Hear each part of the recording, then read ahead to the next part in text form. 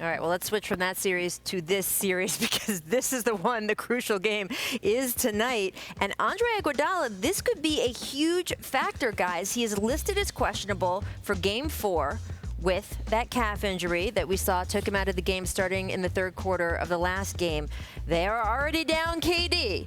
We have talked about Andre Iguodala. Scottie, you've made the point that he's the defender who's normally on Damian Lillard or on the player that they feel is putting the most pressure on them.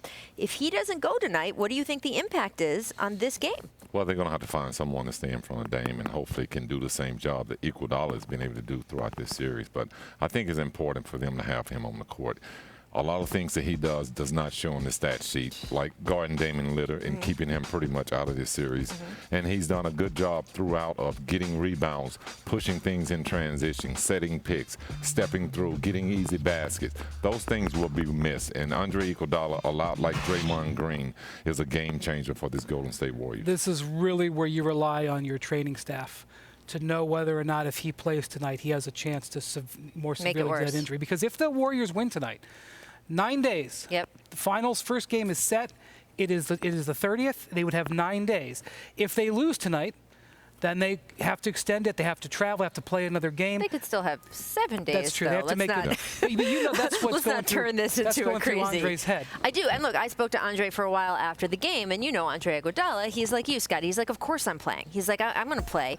Now, he can say that after Game 3. The training staff and the coaching staff has to weigh in and decide if they think, as Brian says, he's going to injure himself more.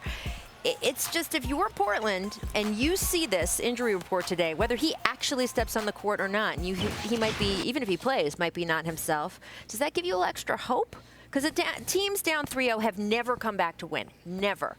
But also, if there are injury after injury after injury, if you're Damian Lillard, if you're C.J. McCollum, how do you look at this? Well, I don't think that their concern should be about Andre Iguodala, to be honest. I think their concern is really about themselves. Okay. And that Damian has to play better, CJ has to play better, and their team has to play better, especially in the second half. I think they have to defend. I don't think this is about whether or not Andre Iguodala score. I think they got to get their transition game going, and they got to try to score some easy baskets. They only scored 8 transition points in the last game, and Golden State 18. So when you're playing at home, you got to get easy baskets. Let's be blunt. If the Warriors play tonight without 3 of their most key players, Durant, Cousins, and Iguodala, in Portland in an elimination game, the Blazers have to win that game. And if you don't win that game, you don't belong. Right. And if they don't win, they aren't going to be belonging anymore. No, they won't be anywhere anymore. right. They'll be home for the summer.